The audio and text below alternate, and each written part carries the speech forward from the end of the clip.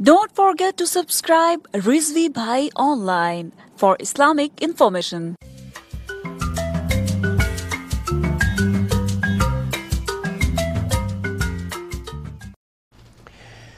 اعوذ باللہ من الشیطان الرجیم بسم اللہ الرحمن الرحیم۔ رضوی بھائی آن لائن .com کی جانب سے میں ہوں محمد اقبال رضوی، اور آج آپ کے لیے ایک اور عنوان پر بات کرنے کے لیے حاضر ہوں۔ ناظرین، حالیہ تمام ایپیسوڈ کے اندر میں نے اماں فاطمہ سلام اللہ علیہا کے گھر جلانے والی تمام تر روایات سنی اور شیعہ کتب کے روشنی میں ان پر بحث کی۔ ان کے اوپر میں نے یہ بات ثابت کی کہ وہ تمام تر روایات کوئی ایک بھی اپنی سند کے اعتبار سے جو ہے وہ صحیح درجے تک نہیں پہنچتی، اور اس کے تمام تر طرق جو ہیں میں نے ہر ایک راوی پر کلام کر دیا ہے۔ تقریباً اگر وہ ملائی جائے گفتگو تو 8 سے 9 گھنٹے کی گفتگو بنتی ہے۔ اور ساتھ ہی میں نے اپنی ویب سائٹ کے اوپر رضوی بھائی آن لائن .com www.rizvibhaiionline.com کے اوپر میں نے تحریری کام ریسرچ پیپر کی صورت میں بھی کر دیا ہے۔ آپ ویب سائٹ کے اوپر رد افضیت کے فولڈر میں جا کر کے وہ تمام تر کتابوں کے سکین بھی حاصل کر سکتے ہیں۔ میں لنک جو ہے وہ ڈسکرپشن کے اندر دے دوں گا۔ ایک عنوان جس کو میں نے تمام تر ویڈیوز کے اندر مختصراً بیان کیا ہے، آج اس کے اوپر میں صرف اور صرف اس کے اوپر بات کرنا چاہوں گا، کیونکہ وہ بہت کئی بار اس عنوان کو پیش کیا جاتا ہے اسی واقعے کے تحت، اور کہا جاتا ہے کہ عمر فاروق رضی اللہ عنہ کے ظلم میں یہ نقصان ہوا اور یہ معاملہ ہوا، اور یہ فلاں سنی کتب کے اندر یہ روایات موجود ہیں، جس میں میزان الاعتدال کا سوال مجھ سے کیا گیا اور لسان المیزان وغیرہ کتب کا بھی سوال کیا گیا۔ انشاءاللہ تبارک و تعالیٰ ان کا بھی جواب دوں گا۔ سب سے پہلے وہ واقعہ کہ اماں فاطمہ سلام اللہ علیہا کے گھر پر عمر فاروق کا حملہ کرنا، دروازے کو دھکا دینا، دروازہ گرنا، اور اماں فاطمہ سلام اللہ علیہا پہ زد و کوب نعوذ باللہ من ذالک جو ہے وہ تہمت اس انتہا تک پہنچتی ہے کہ پھر جو ہے اماں فاطمہ سلام اللہ علیہا کے بطن میں شکم مادر کے اندر ایک بے بچہ جس کا نام محسن بتایا جاتا ہے، اس کا اسقاط ہو جانا نعوذ باللہ من ذالک، اور یہ سارا پھر اس کے بعد اسی وجہ سے اماں فاطمہ کا وفات بھی ہو جانا، آپ کا وصال بھی ہو جانا۔ پہلی بات تو یہ ہے کہ شیعہ کتب آپ اٹھائیے، جتنے بھی 400 سن ہجری سے پہلے ائمہ اہل تشیع گزرے ہیں، علماء اہل تشیع گزرے ہیں، انہوں نے جہاں کتابوں کے اندر وفات اماں فاطمہ کے باب باندھے ہیں اور وفات اماں فاطمہ کو ڈسکس کیا ہے۔ یہ شکم مادر والی بات کہ محسن کا اسقاط ہوا اور آپ کی وفات عمر فاروق کی وجہ سے ہوئی ہے، کہیں ڈسکس نہیں کیا۔ بڑے جو ہے وہ ائمہ میں نے پڑھے ہیں اہل تشیع کو، یہ 400 ہجری کے بعد ایک بعض ائمہ نے اشارتاً بیان کیا، اور انہوں نے بھی یہ محسن کے اسقاط ہونے والی بات جو ہے کہ حمل کا اسقاط ہو جانا اماں فاطمہ سلام اللہ علیہا کی طرف منسوب کر کے کہتے ہیں، یہ ثابت نہیں ہوتا۔ شیعہ کتب کی بات کر رہا ہوں۔ اچھا، اب یہ سنی کتابوں کے اندر اس کا یہ محسن کا بچے کا نام ہونا اور اماں فاطمہ سلام علیہا کا حمل کا اسقاط ہونا، اس کا جو سنی کتابوں کے اندر یہ موجود ہے اور سنی کتابوں سے دکھایا جاتا ہے، میں کہتا ہوں پرے درجے کی جو بددیانتی ہوتی ہے ہمارے شیعہ بھائیوں کے علماء شیعہ عوام کو دکھانے کے لیے کرتے ہیں یہ، ورنہ میں دعوت فکر دے رہا ہوں اور اوپن چیلنج دے رہا ہوں۔ میرا واٹس ایپ نمبر ہر کسی کے پاس ہے، میرے یوٹیوب چینل پر شو ہو رہا ہے، آپ وہاں سے لیں، میرے پاس آ جائے، بندہ فقیر بات کرنے کے لیے حاضر ہے، کہ کوئی ایک روایت بھی سنی کتب سے آپ جو پیش کرتے ہیں اسی کے اوپر بات کر لیتے ہیں۔ اب سب سے پہلے جو لسان اور میزان الاعتدال کا حوالہ جو مولانا شہنشاہ نقوی صاحب جیسے عالم، اب آپ خود دیکھ لیں، جب اتنے بڑے عالم کی یہ شان ہے، اس کی یہ جو ہے وہ انداز بیان ہے، اور اس کی خیانت کا مقام یہ ہے کہ وہ کتنی تیزی اور پھرتیلی کے ساتھ وہ خیانت کرتے ہوئے اپنے وہ واقعات بیان کرتے ہیں۔ تو آپ مجھے بتا دیں، جب ان جیسا عالم اتنی بڑی خیانت کر رہا ہے تو باقی چھوٹے موٹے لوگوں سے کیا توقع کی جا سکتی ہے؟ اب انہوں نے بھی یہ بات اپنے ڈاکٹر طاہر القادری صاحب کی رد میں پیش کرتے ہوئے کہی کہ جو اماں فاطمہ کے بطن میں جو حمل تھا، جس کے بچے کا نام محسن تھا، وہ جو ہے اب یہ بھی کلمیہ ہے کہ ایک بچہ دنیا میں آیا ہی نہیں، اس کا پہلے ہی نام محسن رکھ دیا گیا۔ چلو کہہ سکتے ہیں کہ امام معصومین نے فرمایا تھا کہ اس بچے کا نام پہلے سے ہی ڈیسائیڈ کر دیا گیا تھا جو ابھی بچہ اماں فاطمہ کے بطن میں تھا، پیٹ میں تھا. تو وہ جو ہے بچے کا نام محسن بتایا جاتا ہے. کہتے ہیں جی وہ محسن کا اسقاط ہو گیا اور اماں فاطمہ کا جو حمل ہے وہ عمر فاروق کی تشدد کی وجہ سے گرا. تو اس کے اوپر میزان الاعتدال اور لسان المیزان علامہ زیبی کی اور امام ابن حجر عسقلانی کی کتابیں جو سنی کی یہاں پہ معتبر کتابیں ہیں وہ پیش کی جاتی ہیں. میں اپنے بھائیوں کو دعوت فکر دیتا ہوں، آپ لسان المیزان اٹھائیے اور میزان الاعتدال اٹھائیے، اس واقعے کو کھولیے. اس واقعے کے اندر الکوفی ابراہیم الکوفی کے اور اسماعیل الکوفی کے اور بعض شیعہ ابن عطیہ الکوفی جو شیعہ رافضی روات ہیں. اب یہ جو کتابیں ہیں لسان المیزان اور میزان الاعتدال یہ کسی واقعات کی یا حدیثوں کی کتابیں نہیں ہیں. پہلی بات یہ نوٹ رکھیں، اس کو لکھ لیں کہ لسان المیزان اور میزان الاعتدال یہ کتابیں اسماء الرجال کی ہیں. یہ کتابیں واقعات کی، روایات کی، حدیثوں کی یا اعتقاد کے بارے میں نہیں ہیں، بلکہ یہ اسماء الرجال کتابیں ہیں. کون سا راوی ضعیف ہے، کون سا راوی ضعیف ہے، کون سے راوی نے کون سی بات کڑی ہے، کون سے راوی جو ہے وہ کس سے سماع کرتا ہے، اور کون سا راوی کس طبقے کا ہے، اور کون سا راوی ضعیف ہے، کون سا راوی بالکل منکر الحدیث ہے. اس فن کی جو بحث ہے وہ ان کتابوں کے اندر کی گئی ہے اسماء الرجال کے حوالے سے. یہ رجال کی کتابیں ہیں، نہ کہ واقعات کی کتابیں ہیں. تو لسان المیزان اور میزان الاعتدال کے اندر جو یہ واقعہ لکھا گیا ہے، اب اس کے اندر اسحاق کوفی، اس کے علاوہ اسماعیل الکوفی، ابن عطیہ الکوفی اور جو شیعہ رافضی روات ہیں ان کی بحث کرتے ہوئے امام ابن حجر عسقلانی اور امام زیبی نے اس واقعے کو لکھا اور یہ کہا کہ یہ جو واقعہ ہے کہ اماں فاطمہ سلام اللہ علیہا کے اوپر امام فاروق نے تشدد کیا اور یہ جو ہے شیعہ رافضیوں نے گھڑا ہے، اور یہ گھڑا ہے، اور یہ واقعہ سب سے پہلے معتزلیوں نے اپنے عقیدے میں لیا. یعنی شیعہ کا یہ عقیدہ نہیں تھا، یہ عقیدہ جو تھا کس کا تھا؟ یہ معتزلیوں کا ایک چھوٹا سا فرقہ تھا. انہوں نے یہ واقعہ اپنے عقیدوں میں لیا کہ عمر فاروق نے تشدد کیا تھا، اور اس واقعے کو معتزلی اعتقاد میں سے شیعہ نے چند شیعہ نے اپنے اندر لے لیا. یعنی یہ جو واقعہ تھا یہ واقعہ شیعوں کا نہیں تھا، معتزلیوں کا تھا. معتزلیوں سے بعض شیعوں علماء نے لے لیا.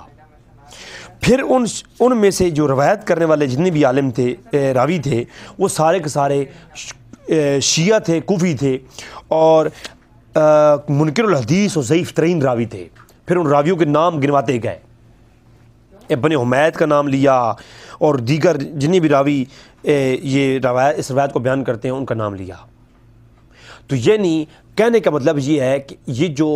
لسان المیزان اور میزان الاعتدال کے اندر سے دکھایا جاتا ہے، یہ دیکھیں جناب، یہ تو سنیوں کی کتابوں میں موجود ہے. کتنی بڑی خیانت ہے کہ اس واقعے کی تردید کرتے ہوئے، رد کرتے ہوئے ائمہ نے اس کو لکھ کر کے اس کے اوپر بحث کی ہے اور بتایا ہے کہ یہ جو واقعہ ہے یہ شیعوں کا بھی نہیں ہے، یہ تو من گھڑت واقعہ ہے اور اس کے راوی فلاں فلاں ہیں اور جو کہ ضعیف ہیں. اگر وہ لسان المیزان والا پورا واقعہ ہی پڑھ لیں تو آپ کو معلوم ہوگا کہ وہ لکھ کر کے اس کی تردید کی ہے اور بتایا ہے کہ یہ جو واقعہ ہے یہ غلط ہے سارا. ٹھیک ہے، تو لہٰذا اب ایسے تو کسی واقعے کو بھی لکھ کر کے جو ہے وہ اس کے اوپر جو ہے وہ رد کوئی کرے تو جو رد والی بات ہے اس کو ہٹا دیا جائے اور صرف وہ واقعہ کو کوڈ کر دیا جائے، تو یہ تو زیادتی بھی ہے، ظلم بھی ہے اور خیانت بھی ہے اور پرلے درجے کی دین کے اندر خیانت ہے اور عوام کے ساتھ دھوکہ ہے. لہذا شیعہ بھائیوں سے گزارش ہے، میں یہ ہرگز نہیں کہہ رہا کہ آپ میری بات کو مانیں، میں یہ کہہ رہا ہوں آپ تحقیق کریں، نہ سنیں سنیوں کی بھی، آج یہ سنی مولیوں کو بھی نہ سنیں، آپ شیعوں ذاکر کو بھی نہ سنیں، آپ خود تحقیق کریں. لسان المیزان، میزان الاعتدال، یہ دونوں کتابیں میری ویب سائٹ rizvibhaiionline.com کے اوپر اسماء الرجال اور فن علوم حدیث کا جو فولڈر ہے اس کے اندر آپ جائیں گے آپ کو مل جائیں گی PDF کی فولڈرز کے اندر. تو میری ویب سائٹ کے اندر انشاءاللہ ہر کتاب آپ کو ملے گی. یہ جن کتابوں کے میں ریفرنس دیتا ہوں ان کے سکین پیج ہی ملیں گے، یہ پوری کتابیں بھی آپ کو میری ویب سائٹ سے ملیں گی. جی، یہ سارا کام الحمدللہ میں عوام الناس کے لیے کر رہا ہوں تاکہ ہر بندے کے جو لوگوں کو یہ علماء، مولوی، ذاکر جو لوگوں کو گمراہ کرتے ہیں، ان کے اپنے ہاتھوں میں یہ کتابیں آ جائیں اور وہ خود دیکھیں کہ ان چیزوں کی حقیقت کیا ہے۔ انشاءاللہ تبارک تعالیٰ جو کتابوں کے تراجم نہیں ہوئی ہے، میں بعض لوگوں سے، اس علماء سے کچھ گزارش کر رہا ہوں کہ آپ جو بھی خرچہ ہوگا وہ میں دوں گا، آپ ان کتابوں کے تراجم کریں اور ان کے ترجمے شائع کروائیں۔ اس پہ جو خرچہ بھی ہوگا بندہ فقیر کرے گا۔ اور جو علماء ان چیزوں کو سن رہے ہیں، اگر وہ کسی کتاب کا ترجمہ کرنا چاہتے ہیں کریں، اس کے اوپر جو خرچات ہوں گے وہ بندہ فقیر آپ کو دے گا۔ میں چاہتا ہوں کہ آپ سنی ہوں یا شیعہ کتب ہوں، جو عربی کے اندر ہیں یا فارسی کے اندر ہیں، ان کے ترجمے کیے جائیں اور ان کے ترجمے جو ہے وہ آپ شائع کروائیں۔ ان کے اوپر جو خرچات ہوں گے، جس حد تک ہو سکا یہ بندہ فقیر آپ کے ساتھ تعاون کرے گا۔ اچھا، یہ تو میزان الاعتدال کا حوالہ گیا۔ اب یہ کہا جاتا ہے، یہ علامہ شہرستانی نے الملل والنحال کے اندر بھی اس کو روایت کیا ہے، اور اس کے اندر بھی کہا کہ جی عمر فاروق نے بیعت کے دوروز امام فاطمہ کے بطن پر ایسی ضرب لگائی کہ جناب محسن علیہ السلام ان کے شکم سے ساکت ہو گئے، اور عمر چلا چلا کر یہ کہہ رہے تھے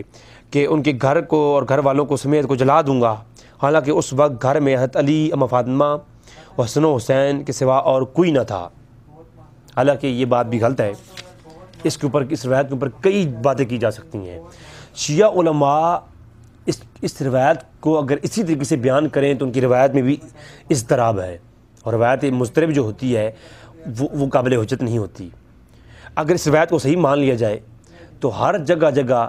کبھی تو کہتے ہیں جی گھر میں ابن عباس موجود تھے، اور سلیم بن قیس العامری الہلالی جو کہ اس روایت کا سب سے پہلا راوی شیعوں کے ہاں، سب سے چانس شیعوں کے ہاں اس روایت نے جنم لیا ہے، اس روایت کو تخلیق کرنے والا راوی وہ سلیم بن قیس العامری ہے، اور اس کی کتاب جس کو گھڑا ہے ابان بن نبی عیاش نے، میری پوری تحقیق ریٹن ریسرچ پیپر کی صورت میں بھی اور ویڈیو صورت میں بھی اپلوڈ ہو چکی ہے۔ تو اس نے جو ہے کہا کہ جی میں بھی موجود تھا حضرت علی کے گھر، حضرت عباس کے گھر میں، اور عباس میرے ساتھ تھے۔ اور دوسری سند کے ساتھ شیعہ کتب کے اندر موجود ہے کہ حضرت علی کے گھر میں حضرت عباس سے موجود تھے اور سلیم بن قیس موجود تھے۔ یہ سب اب آپ بتا لیں، اتنا کوئی کہہ رہا ہے کیا ہے؟ یہاں ہے جناب کہ صرف گھر میں اور کوئی نہیں تھا، حضرت علی تھے، فاطمہ، حسن و حسین تھے، اور پھر یہ ضرب لگائی گئی اور یہ ہو گیا۔ حضرت علی دیکھتے رہے، یہ سب کچھ ہو رہا ہے، حضرت علی دیکھ رہے ہیں۔ کوئی ایک سند کے صحیح سند کے ساتھ شیعہ تاریخ سے دکھا دیں مولا علی نے وہاں پر کوئی جو ہے وہ آگے سے ریئیکشن کیا ہو، کیوں نہیں کیا؟ اچھا چلیں، یہ ایک الگ موضوع ہے۔ تو ملل والنحال کے اندر علامہ شہرستانی نے یہ واقعہ لکھا۔ اب یہ واقعے کے اندر اس کو پیش کیا جناب شہنشاہ نقوی صاحب نے بھی، اور دیگر شیعہ لوگ بھی پیش کرتے ہیں۔ خدا کی قسم اس سے بڑی خیانت کوئی نہیں ہے، آپ خود دیکھ لیں۔ اب ملل والنحال کے اندر علامہ شہرستانی نے دوسرا باب قائم کیا، الباب الاثنین، یعنی باب الاثنین فی الفرق الباطلہ،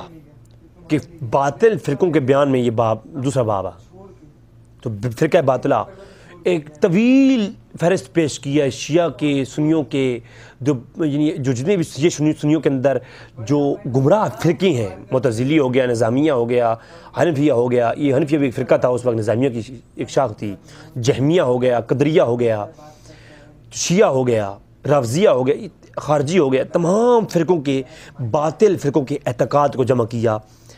الملل والنحال کے اندر علامہ شہرستانی نے۔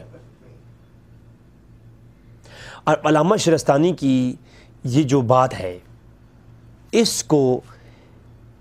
یہ جو بات لکھی ہے کہ اماں فاطمہ کے گھر میں حملہ ہوا، یہ شیعہ کا اعتقاد نہیں پیش کیا۔ یہ لکھتے ہیں،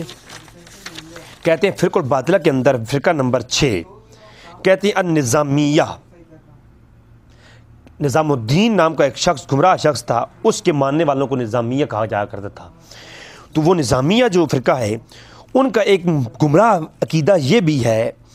کہ حضرت عمر فاروق گئے گھر کو اور آگ لگائی اماں فاطمہ کے گھر کو، اور اس وقت اماں فاطمہ حاملہ تھیں، اور آپ کے بطن پر نعوذ باللہ ضرب لگائی، اور آپ کا اسقاط ہو گیا۔ آپ کے بطن میں ایک بیٹا تھا جس کو محسن کا نام دیا جاتا ہے۔ اب نظامیوں کا گمراہ فرقہ، نظامیہ، ان کا گمراہ عقیدہ، یعنی نظامیہ فرقہ گمراہ ہے کیوں؟ اس لیے گمراہ ہے کہ اس کے اس طرح کے اعتقاد ہیں۔ اب علامہ شہرستانی نے نظامیہ کا گمراہ عقیدہ بیان کرتے ہوئے یہ واقعہ پیش کیا، اور ہمارے بھائیوں کے مولویوں نے، ذاکروں نے ان کو یہ دکھایا کہ دیکھو جی اس کتاب کے اندر موجود ہے، حالانکہ یہ پوری بات نہیں بتائی کہ کیوں موجود ہے۔ اس لیے موجود ہے کہ یہ نظامیہ کا گمراہ عقیدہ بیان کرتے ہوئے ان کی گمراہ اعتقاد کے اندر یہ بات پیش کی ہے۔ اب یہ شیعہ کا تو عقیدہ ہی نہیں تھا۔ یہ پہلی بات تو شیعہ سے یہ ہے کہ یہ ذرا کتاب دکھائیں ہمیں، اس کے اندر تو یہ شیعہ کا عقیدہ نہیں بیان کیا گیا، یہ نظامیہ کا عقیدہ بیان کیا گیا ہے۔ شیعہ کے اعتقاد یہ بیان کیے ہیں، شیعہ کا اعتقاد یہ بیان کیے ہیں، اسی کے باب نمبر 2 کے صفحہ نمبر 190 پر بیان کیا شیعہ کے اعتقاد بھی، کہ ان کا یہ ایک امامیہ کا عقیدہ نکالا، اور پھر یہ حضرت علی کو بعض نے خدا مان لیا، اور بعض ایسے تھے جنہوں نے حضرت علی کو فضیلت دی بعضوں پر، اور بعض نے انبیاء سے افضل کا بھی عقیدہ یہاں لکھا ہے۔ تو یہ سارے شیعہ کے گمراہ عقیدے بھی لکھے ہیں، لیکن شیعہ کے گمراہ عقیدوں میں اس کا ذکر نہیں کیا، کیونکہ شیعہ کا عقیدہ تھا ہی نہیں۔ میرے بھائی شیعہ حضرات سے گزارش کروں گا کہ میرے بھائیوں یہ آپ کا عقیدہ ہے ہی نہیں، یہ تو گمراہ عقیدے نظامیہ کا فرقہ کا عقیدہ تھا جو کہ آپ کے عقیدے میں ڈالا گیا ہے۔ تو یہ بھی جھوٹ ہے کہ علامہ شہرستانی نے اس کو بیان کیا ہے، بلکہ علامہ شہرستانی نے اس کی تردید کرتے ہوئے نظامیہ گمراہ عقیدے کے اندر اس کو بیان کیا ہے۔ شیعہ کا یہ عقیدہ بھی نہیں تھا، اور یہ رد کرتے ہوئے یہ پیش کیا ہے، نہ کہ یہ کوئی واقعہ کو اس طرح پیش کیا ہے، یہ بھی جھوٹ بول جاتا ہے۔ تو یہ جو ہے والوافیات الوفیات کے اندر، الوفیات کے اندر بھی جناب یہ واقعہ پیش سنی کتاب کے اندر آیا، تو اس کے اندر بھی آپ دیکھ لیں، اس کے اندر بھی انہوں نے گمراہ فرقوں کا باب قائم کیا، اور باطلہ فرقوں کے اندر یہ واقعہ بیان کیا گمراہ اعتقاد کے اندر کہ یہ جو فرقہ ہے، اور وہاں بھی شیعوں کا ذکر موجود ہے، شیعوں کے عقیدوں میں انہوں نے بھی بیان نہیں کیا۔ انہوں نے کہا یہ جو فرقہ ہے یہ قدریہ کی ایک مختصراً شاخ ہے نظامیہ، انہوں نے قدریہ کا ذکر کیا، تو ان کے اندر یہ بات بیان کی کہ والوفیات کے اندر موجود ہے کہ یہ جو ہے یہ واقعہ پیش آیا ہے۔ تو یہ جو ہے عقیدہ جو تھا نظامیہ کا تھا، اور وفیات کے اندر بھی اس کا رد کرتے ہوئے اور گمراہ کے اعتقاد بتاتے ہوئے یہ لکھا ہے۔ یہ سنیوں کا حوالہ ان حجت نہیں ہے، اس لحاظ سے یہ خیانت کی گئی ہے، شیعہ بھائیوں کے ساتھ بہت بڑا فراڈ کیا گیا ہے۔ اگر یہ کتابیں چاہیے ہوں، بندہ فقیر حاضر ہے، میں آپ کو اسکرین شاٹ دینے کو تیار ہوں، آپ میری ویب سائٹ سے جا کے ڈاؤن لوڈ کر سکتے ہیں۔ تو یہ بھی بہت بڑا ایک دھوکہ دہی کی گئی ہے۔ پھر کتاب المختصر جو حماد الدین اسماعیل بن فدا کی کتاب ہے، اس کے اندر کہتے ہیں جی صاحب حماد کہ جی وہ سارا واقعہ لکھا ہوا ہے کہ اماں فاطمہ کو ضرب لگائی گئی اور ان کے بطن سے جو ہے وہ اسقاط ہو گیا محسن کا۔ تو یہ جناب پہلی بات تو یہ ہے، انہوں نے بھی یہ بیان کرتے ہوئے یہ لکھا ہے کہ بعد از وصال کا باب قائم کیا تاریخ ابن فدا، یہ آپ اٹھائیں، تاریخ ابن فدا کے اندر یہ واقعہ لکھا گیا ہے، اور اس کے صفحہ 120 کے اوپر اور 121 کے اوپر یہ پوری تفصیل بیان کرتے ہیں، اور یہ تاریخی بات پیش کی گئی ہے۔ میں نے پچھلی ایپیسوڈ کے اندر بتایا تھا کہ اہل سنت کے ہاں آپ یہ واقعہ یا شیعہ کے ہاں سند کے ساتھ نہیں ملتا، تاریخ کتب کے اندر ملتا ہے۔ اور تاریخ نے کہاں سے لیا؟ تاریخ نے وہی معتزلہ اور نظامیوں سے لیا ہے، تو بغیر سند کے۔ اور میں تو یہ کہتا ہوں کہ معتزلی کے اعتقاد کا بھی کوئی عقیدہ ہمیں مل جائے سند کے ساتھ، تو اہل سنت کا جو اصول ہے وہ یہ ہے، جہاں سے بھی کوئی روایت ملے سند صحیح کے ساتھ ہو، اس کے راوی سکہ ہوں اہل سنت کی منہج کے اوپر، تو وہ روایت ہمارے لیے قابل حجت ہوتی ہے۔ شیعہ بھائیوں کی کتابوں سے ہمیں کتاب سے کوئی روایت مل جائے، ہاں وہ منہج کے اوپر صحیح ہو، تو ہم شیعہ بھائیوں کی کتاب سے وہ ایکسیپٹ کرتے ہیں۔ اور ہماری بخاری کے اندر روایت ہو، وہ اسماء و رجال کے حوالے سے وہ ضعیف ہو، اگر وہ روایت سند کے اعتبار سے صحیح نہ ہو تو ہم اسے ٹھکرا دیتے ہیں، اور ہمیں اسرائیلیات میں سے کوئی روایت مل جائے سند صحیح ہو تو ہم اسے قبول کرتے ہیں۔ تو یہ سنیوں کے ہاں تو یہ پیمانہ ہے۔ تو تاریخی بات جو ہے وہ سنیوں کے لیے حجت ہی نہیں ہے، کیونکہ یہ تاریخ میں ہے، اور مورخ جو ہے وہ اس کو جہاں سے کوئی بات ملتی ہے بے سند وہ اٹھا کے نکل کرتا ہے، تو اس کتاب کے اندر کوئی سند موجود ہو نہیں ہے۔ پھر الامامہ والسیاسہ، تو اس کے اوپر میرا آلریڈی دو کلپ موجود ہیں، امام ابن قتیبہ کی کتاب پر گھنٹے گھنٹے کلیم موجود ہیں، اور ویب سائٹ کے اوپر پوری تحقیق بھی موجود ہے، اور اس کے اوپر میرا ریسرچ پیپر اور ایک کتاب کی صورت PDF بھی میری ویب سائٹ کے اوپر موجود ہے کہ یہ جو امامہ والسیاسہ کتاب ہے یہ ابن قتیبہ کی ہے ہی نہیں، یہ ابراہیم بن قتیبہ جو مسلم بن قتیبہ کی یہ کتاب نہیں ہے، ہو سکتا ہے یہ ابراہیم بن قتیبہ جو کہ شیعہ عالم تھا اسی کتاب ہو یہ، ٹھیک ہے۔ لہٰذا یہ جو ہے کتاب سنیوں کی ہے ہی نہیں، یہ ابن قتیبہ کی وفات کے 500 سال کے بعد مصر کے اندر شائع ہوئی، اور اس کے اندر ایسے ایسے تعارض موجود ہیں جو میں آلریڈی پیش کر چکا ہوں، اس کا جواب ابھی تک کسی بھائی نے نہیں دیا، میں اس کا انتظار کر رہا ہوں، اس کا اگر کوئی رد کر دے تو میں اسے رجوع کروں اور میں توبہ کروں کہ میں نے اس کتاب کو سمجھنے میں، اور قتیبہ کی کتاب وہ کتاب قتیبہ کی ہی ہے اور میری اس سے خطا ہوئی ہے علمی ریسرچ کے اندر، لہٰذا میں اسے توبہ کروں گا، رجوع کروں گا اگر کوئی بھائی میری اس میں اصلاح فرما دے۔ لہٰذا الامامہ والسیاسہ جو کتاب ہے یہ کتاب کے اندر یہ واقعہ موجود ہے، لہٰذا یہ کتاب ہی ہماری نہیں ہے، یہ کسی شیعہ رافضی نے گھڑ کے منسوب کر دی قتیبہ کے اندر، قتیبہ کی طرف۔ پھر میں نے آپ کو پہلے بتایا کہ الوافی والوفیات جو کتاب ہے اس کے اندر علامہ صفدی نے بھی جو واقعہ بیان کیا ہے وہ بھی گمراہ عقیدے بیان کرتے ہوئے بیان کیا ہے، تو وہ بھی حوالہ گیا، ختم ہو گیا۔ اس کے علاوہ عقد فرید، ایک دو فرید، بعض عقدے پڑھتے ہیں بعض عقد پڑھتے ہیں، تو ایک دو فرید کے اندر کتاب جو ہے علامہ اندلسی کی، عبدالربار الاندلسی، اس کے اندر بھی انہوں نے یہ سارا واقعہ لکھا ہے، اور بغیر کسی سند کے لائے ہیں، سند کے بغیر تاریخی طور پر یہ روایت کو نقل کیا ہے، تو لہٰذا تاریخی روایت کی سند نہیں ہے، وہ علامہ اندلسی نے کس سے سنا، انہوں نے آگے کس سے سنا، پھر انہوں نے کس سے سنا، تو 11 ہجری کا یہ واقعہ ہے، اور علامہ اندلسی اور 11 ہجری کے درمیان میں تو سینکڑوں سالوں کا فرق ہے، درمیان میں یہ واقعہ کہاں سے آیا ہے، علامہ اندلسی نے کوئی بیان یہ نہیں کیا، لہٰذا یہ بھی روایت قابل حجت نہیں ہے۔ علامہ النساء کے اندر عمر رضا کوہالہ نے بھی اس واقعے کو نقل کیا، یہ بھی ایک روایت ایک حوالہ پیش کیا جاتا ہے، تو جناب یہ بھی جو ہے فاطمہ بنت محمد صلی اللہ علیہ وسلم کا باب قائم کر کے اس کے اندر یہ لائے ہیں، اس واقعے کو بھی انہوں نے تاریخی نقل کیا ہے، کوئی سند نہیں پیش کی۔ ہمارا سنی بھائیوں کا شیعہ بھائیوں سے صرف اتنی گزارش ہے کہ آپ ہمیں سند کے ساتھ یہ واقعہ پیش کریں اور اس سند کی اور بات کریں، سند صحیح پیش کریں، رضوی بھائی کا وعدہ ہے، آن لائن کہہ رہا ہوں، آن ایئر کہہ رہا ہوں، میں آپ کی حمایت میں کلپ اپلوڈ کروں گا، ثابت کر کے دیں ہمیں،